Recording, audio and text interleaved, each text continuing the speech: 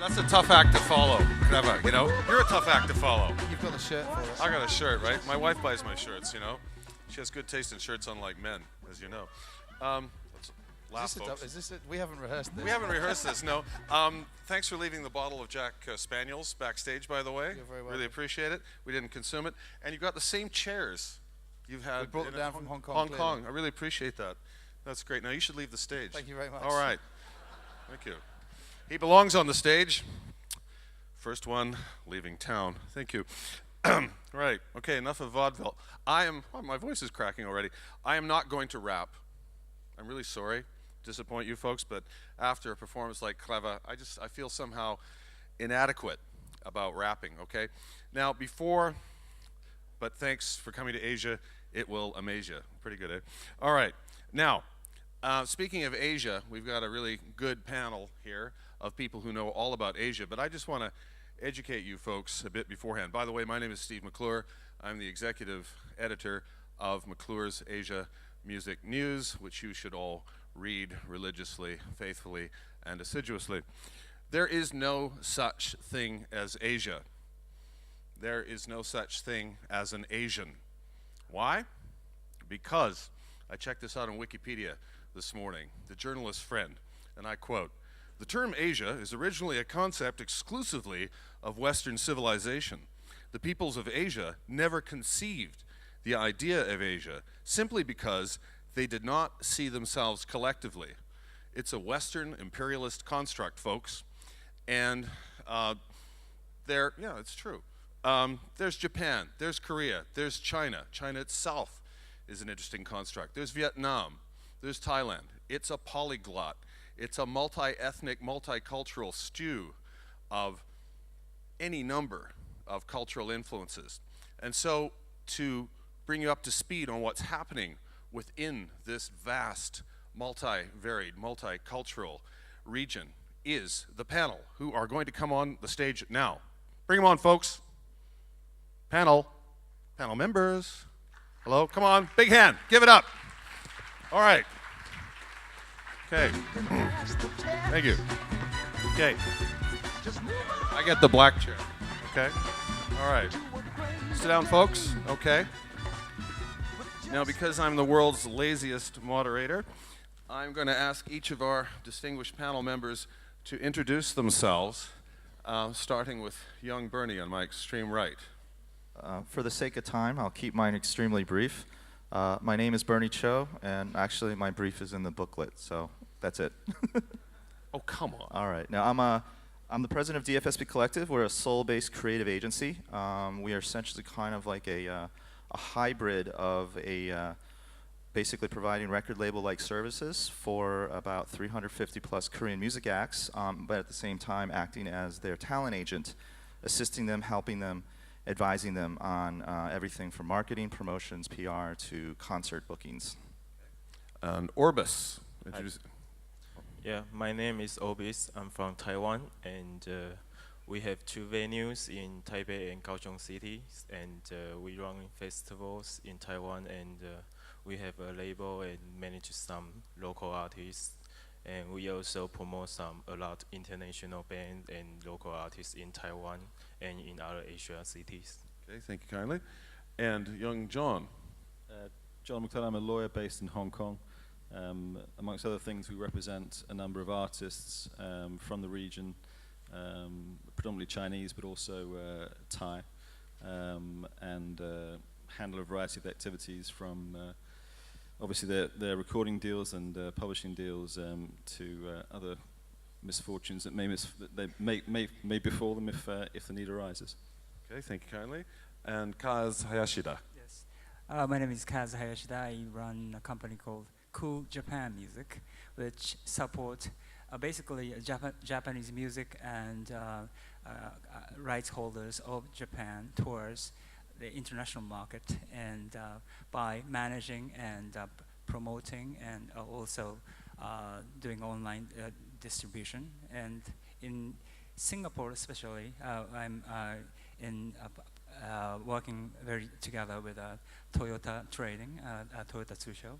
They have the newly launching Cool Japan project, so we are hand in hand working with those guys.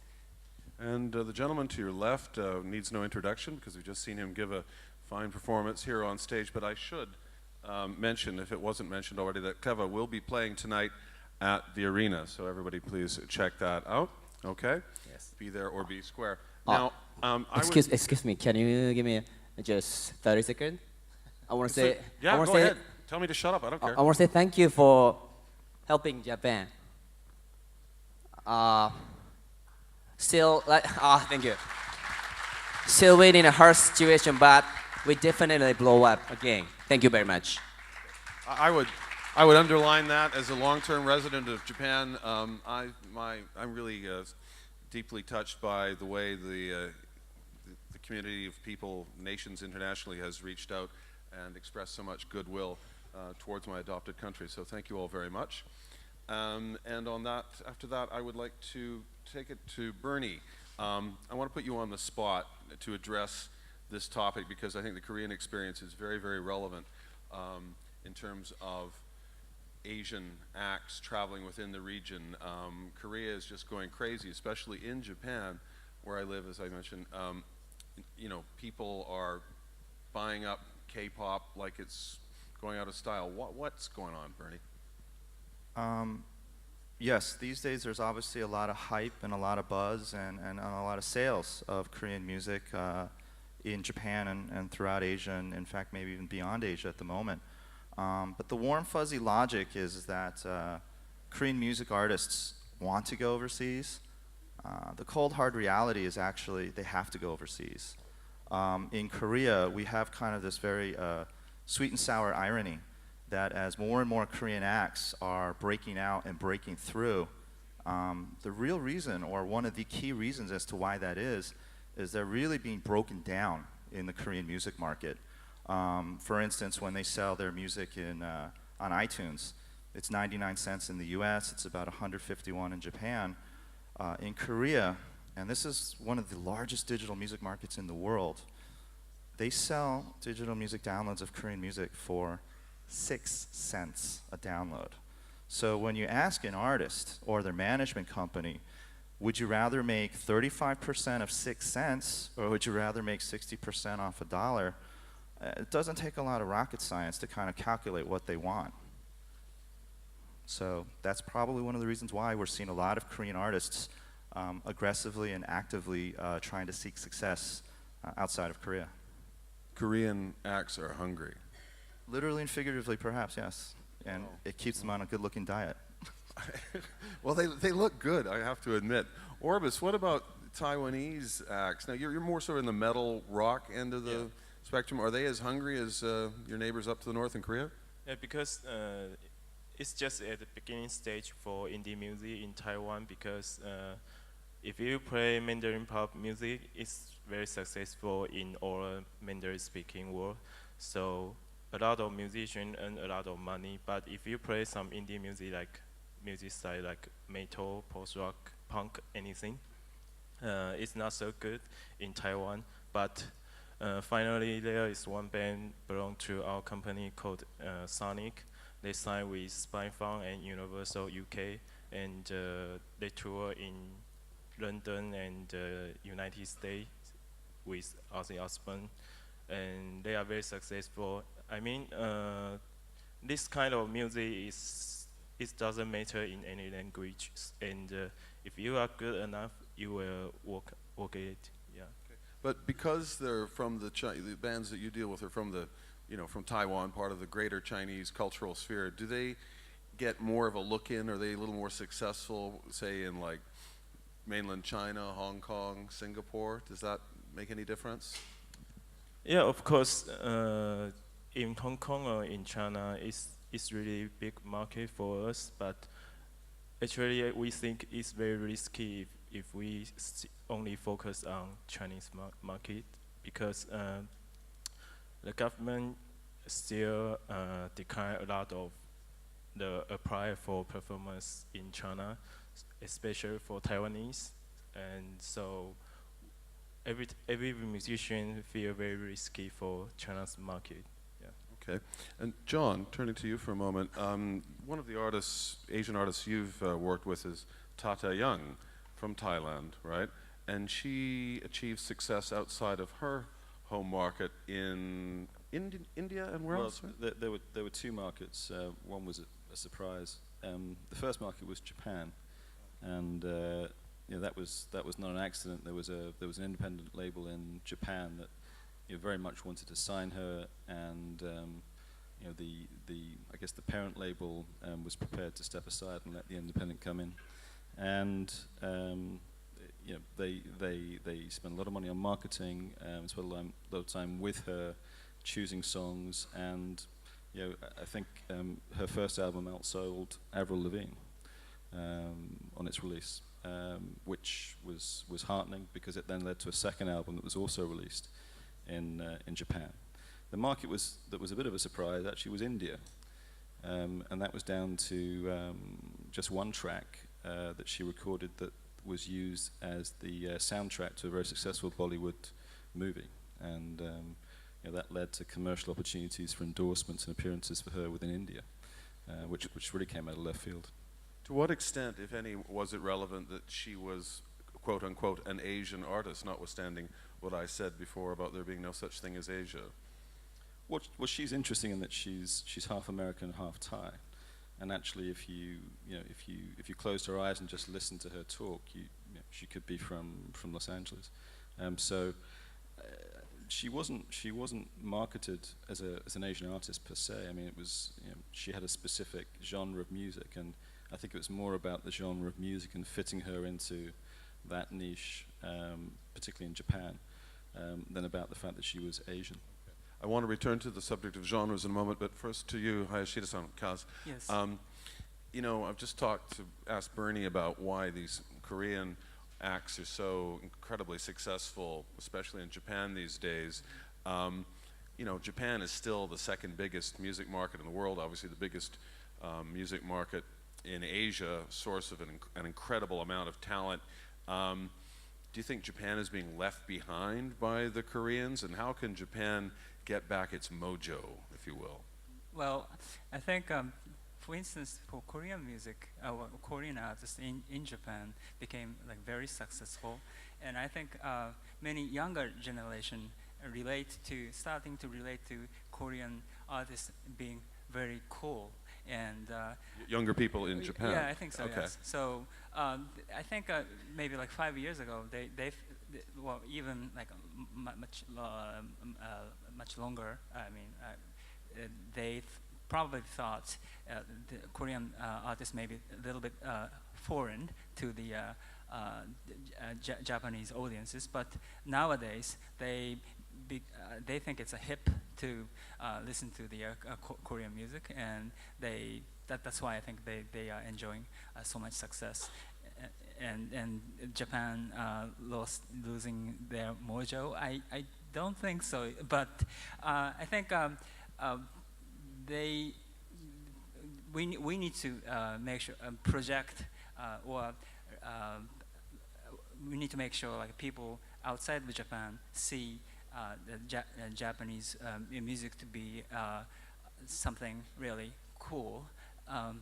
For instance, I guess nowadays everyone, a lot of record companies are going after trying to get the tie-ins for placing music on anime TV shows to make it accessible for the market outside of Japan, and it seems everyone is rushing into that particular vehicle. But I think, for instance, as a part of a cultural export, Japanese government is also promoting how cool it is for for instance, the Japanese car manufacturers are doing well, or fashion is doing well, and I think while they are promoting that entire Cool Japan movement or cool Japan concept, why not to relate the Japanese music as part of being like a cool Japan, and for instance, I think KREVA is, although he did not rap in English, but I think people in this audience saw how cool he is. So I would like to see how to position or how to show the artist itself, and trying to make sure like the people outside of Japan relate to the Japanese artist or the Japanese music as being like really the cool stuff. KREVA, I'd like to ask you a question. Do you, as a Japanese stroke Asian artist, feel a special affinity or identity with audiences in the rest of the region?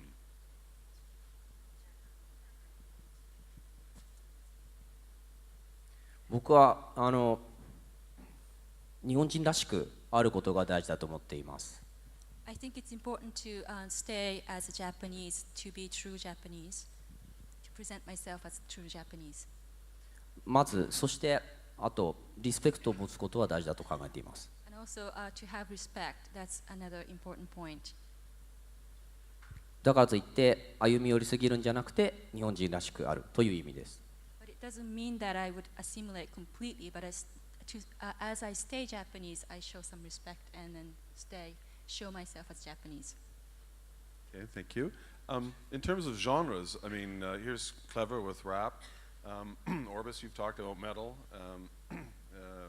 Bernie, you know the Korean pop situation, and now, I mean, do you see any particular, any of you, do you see any particular genre coming from any territory here in Asia that translates better than other genres within the region?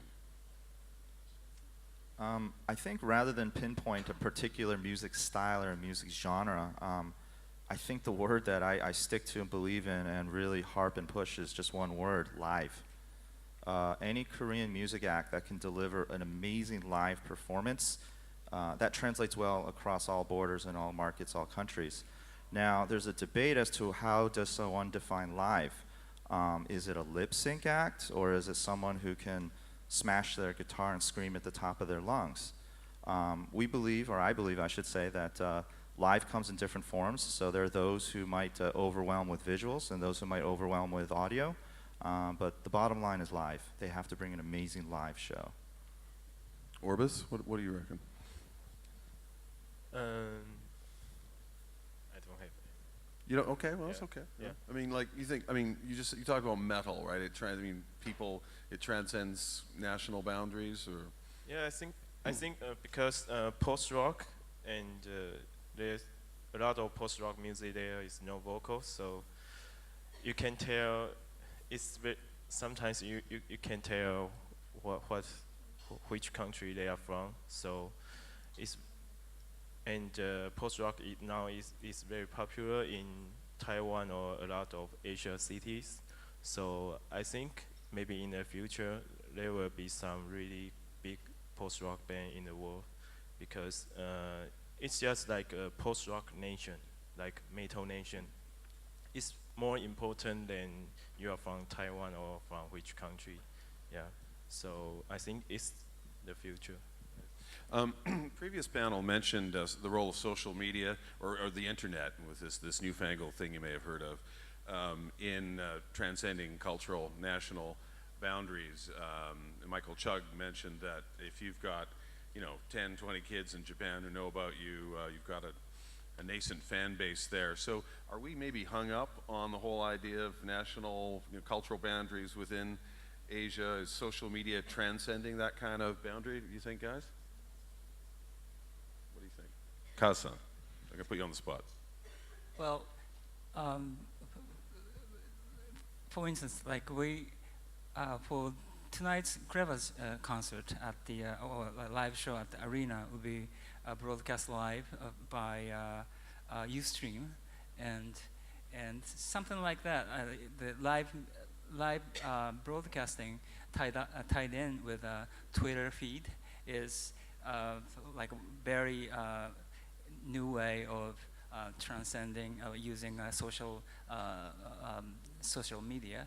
And also in Japan, besides the Ustream, there's a Nikodo, which is becoming very popular, and I think they enjoy audience participation. While something YouTube wouldn't provide is that when the music is, or let's say, if the music is broadcast live and on Nikodo or Ustream, audience can tweet or put the comment, and it shows on a timeline. This is in Japanese, right? Well, the Nikodo is Japanese, but the Ustream you can see pretty much all over the world. But that's a really great way of implementing the social media, in my opinion. I know Facebook is really prominent, and I think we artists needs to have the Facebook fan page, but at the same time, those live streaming with a Twitter feed, and that's also really interesting. Does that help KREVA? I hope so.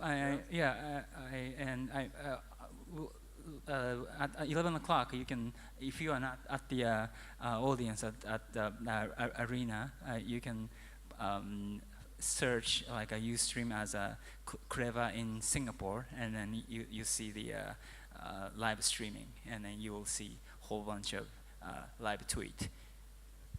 KREVA, I mean, you were saying to me before the panel started that you haven't really performed outside of Japan yet. Am I wrong? Okay. This is the very first time. Oh, this is the first time you've performed outside of Japan. I know. Scott up. Big hand. Come on, folks. All right. This is the very first time. Yet another reason to come to Music Matters, folks. As a solo artist, okay. I used to live in Taiwan as a Kick the Can crew. Yeah, Kick the Can crew. Yeah. Okay. They show the video Okay, earlier. all right.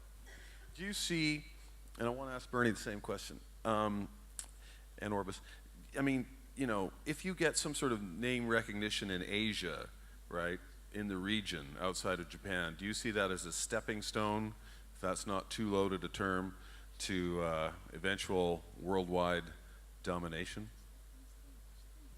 Popularity internationally?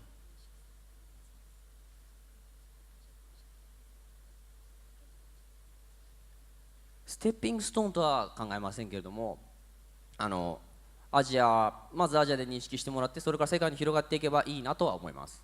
I do not take it as a stepping stone, but then of course it's nice that if you're recognized in Asia first, and then that would spread across the border to the world.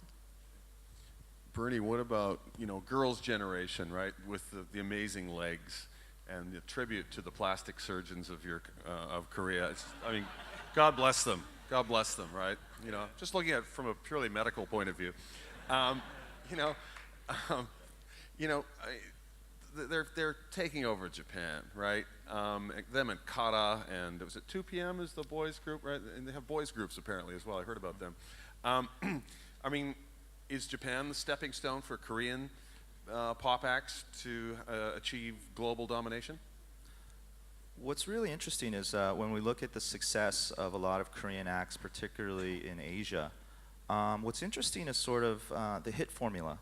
Because I think whether it's a Japanese fan or Taiwanese fan or a Thai fan, when they listen to Korean pop music, to them it's actually just pop music.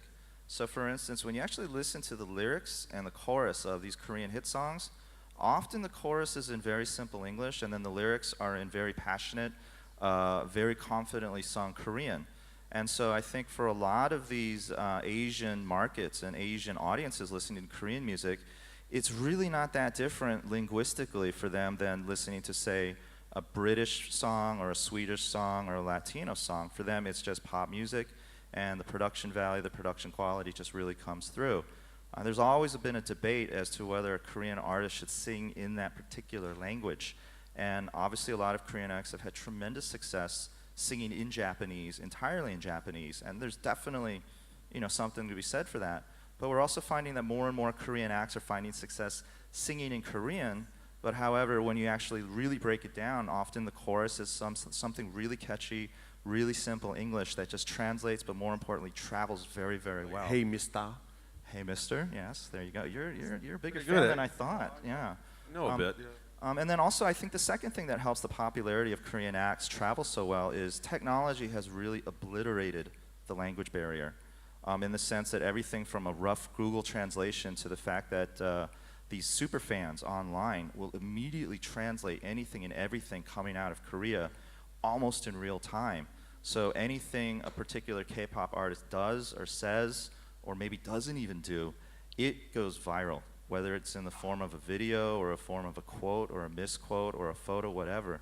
So just the fact that we can see now Asian acts going cross borders, I think a lot of it has to do with technology, and that fans, in many ways, are the ones generating a lot of this news and excitement and information. You know what kills me about the Korean acts, sorry, I'm not obsessed, no.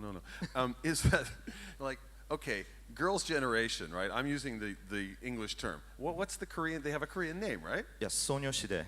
Okay, Sonyoshide. And they're Shoujo Jidai in Japanese, right? Okay, do they have an identity crisis? How do you maintain consistency for the brand within the region and the world if you have a different name in each market?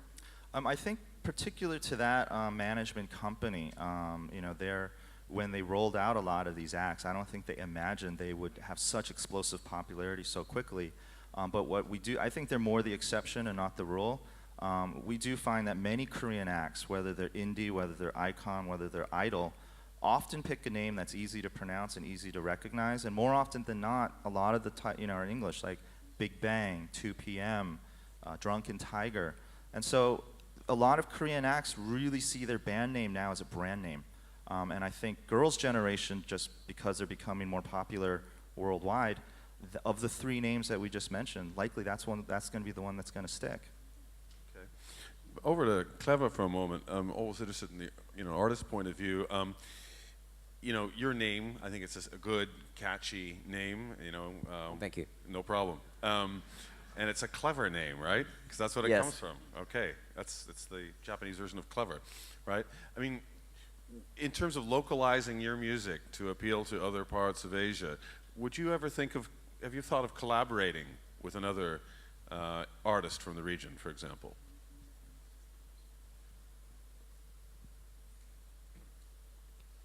できればやりたいと思いますけれども、やっぱり音楽なので自分がいいと思える音楽だったら一緒にやりたいと思います。自分を売るために誰とでもやるということではなくて、もし音楽が良ければやる、やっぱミュージックマタースターケに音楽が大事だと思います。As it said, as music matters, if the music of the particular artist is something that I can relate to or something that I can empathize, then I would love to do some collaboration work with the artist. It's not just to sell my name in the region, but rather just to really enjoy the music, that experience. And Kaz, you were telling me before, you helped work on Toshinobu Kubota, Japanese Yes. male vocalist project in the United States some time ago. Did he try to, get into, forgive my faulty memory, did he try to promote his music within Asia before going to the States? Or?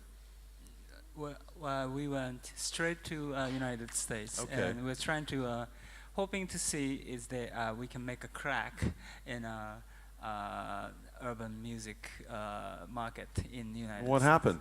Well, we did we did some, but I think we identified the potential market for Toshi Kubota, and which is it's an organic like R&B with a live instrument, like the roots or the John Legend and the people in that categories. And he did get the recognition in that particular market, and then got the he was welcomed at the Soul Train, and I think he was the first male artist to be on the Soul Train, and did that tour with Angie Stone and Anthony Hamilton in front of like 1,000 of all black audience, and that's a very good achievement for him. And I think a lot of people see him, remembers him as him doing a duet with Karen Wheeler, which was on heavy rotation on Black Entertainment Television, BET. Yeah, and then, sorry to interrupt, he was marketed as Toshi, pure and simple, not Toshinobu Kubota. Yeah, he was. Right. We went like Toshi Kubota to Toshi. Right. I mean, back to you, John. Do you think that branding, within, we're talking about KREVA, Toshi, for artists, is it important from your point of view with Tata Young? That was a pretty easy name to remember. What. Yeah, and just by coincidence, it obviously helped in India. It was a total fluke, but it sort of helped in some respects. But I see it with other artists where, there's a Chinese artist called Edison Chen who has had issues, but he successfully branded himself across a number of platforms such that, when he was experiencing difficulties, for example, with film, he had a fashion label, and it meant that he could maintain his brand in markets that were otherwise at that moment inaccessible to him. So I think that different artists can brand themselves across different platforms in different manners. And I think the other thing for Chinese artists at the moment is I don't know, similar with Korea, is that you have a lot of singers who are actors and actors who are singers. At the moment, I think if you fall into that category with any kind of notoriety, you're set. The Chinese box office is going through the roof now. So if you're a moderately successful Chinese artist, you can do very well in your domestic market across all Greater China markets. Very much. Now, we have 3 minutes and 25 seconds left. It's question time. So I see someone with their hand up right away. Throw a microphone at that gentleman there, please. Helpful staff. Okay. Right there. Keep your hand up, please. Stand up. Enunciate. Identify yourself and your affiliation, please. My name is David Rowley. I work with Albert Music in Australia. I wanted to ask, we're talking about Pan-Asian music, but I just wanted to point out and actually get the comments, particularly from Korea, the amount of music that's actually being performed that's actually Swedish or British or American. Tata Young record, for example, I had 3 songs on. What do you think the influence of outside songwriters on the Asian market, the Pan-Asian market is? That's for you, Bernie, I think. I think in the same way, because Koreans didn't invent automobiles or cell phones or 3D TVs, although some might argue they did. The reality is that they figured out a way to not only produce, package, and market essentially what wasn't indigenous into something that's very much their own. And we see that definitely with K-pop music. Now, one of the things that we're noticing about K-pop music is some of the bigger hits are not only written by Koreans, possibly by Asian composers and publishers and songwriters, but there are a few well-known hits that are being imported from Europe. So for instance, with some of the idol acts, a lot of the really catchy beats that are appealing for some reason to European audiences, there's a reason. Because chances are that songwriter, that beat maker happened to be a European talent. And so we are seeing a lot more cross-border, cross-cultural collaborations, some of them more public in the form of duets, some of them maybe not so public in the form of things done in the studio. And I think it only helps make Korean music more popular is the fact that they are reaching out, are seeking, and are finding everything in terms of influences that sometimes do lead to collaborations. Anybody else have any thoughts on that? Nope. Yeah, I believe there is song of Japanese music. Yeah, when the guitar song or any drum, when you hear the song, you know it's from Japan. So maybe you can find out more Japanese music. It's really amazing. Yeah. I think Japan set the idol template. forgive me, Bernie, for, right, you guys did not invent the idol idea, right? You perfected it in a very real and physical way in Korea, full marks for that. But there are a lot of influences from Japan and again, I guess Western pop in general that have taken root. Well, we see with rap, obviously, in the case of KREVA, right? Who are your favorite rap artists, KREVA? Who are your models? In worldwide, Yeah, I love A Tribe Called Quest. Do you know A Tribe Called Quest? Is my best group. Okay, anybody else have a question? Come on, don't be shy. There is a hand over there, all right, attached to a body, I believe. Okay, all right. Keep your hand up, please, because they're looking for you. All right. Hello, my name is Widi. Actually, I just posted my question on Twitter. So I just want to ask about why most Japanese artists holding back their concert to run in Indonesia, because we have difficulties to invite Japan artists to come to Indonesia. They rather prefer to run concert to Europe or America. So what? Because we have many Japan fans. I think we'll be there. You think Japan's cool? Yeah. Yeah? Well, that's good to hear. 呼んでくれれば I will go next month. Okay, I will. If you invite, If you invite, I will. I will go next month, or even if it's next week, I will go. I want to go. Now, this says 2 questions here, right? That means we have 2 more questions we can take? I don't know, or somebody has 2 questions for us. Let's take another question for sure. Come on. There's a question out there. Come on, don't be shy. We're gonna. Oh, there's a gentleman with a question over there, please. Yep. This one's for KREVA. KREVA, if there is an artist within Asia that you would collaborate with, who would it be? Is there anybody that you could choose? I want to work with Taiwanese artist. I don't know the Taiwanese name, but his name is Alexander Lee Chen. Do you know that singer, Alexander Lee Chen? 昔台湾にいた時に、そのアレクサンダー・リーちゃんっていう歌手の歌を見て気に入って CD を買って帰りました。それからまだずっと聴いています。いつかコラボレートできたら嬉しいと思います。When I was in Taiwan, I used to live in Taiwan, and that's the artist that I liked, and I used to collect CDs, and I'm still listening to his music. So if I could, that would be great. Thank you.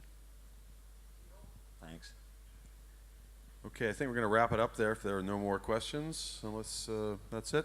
Okay, thank you very much for your attention, your participation, folks, and thank you to the panelists. And let's hope that Asian music goes from strength to strength in the days, months, and years to come. Thanks, everybody. Yes. Thank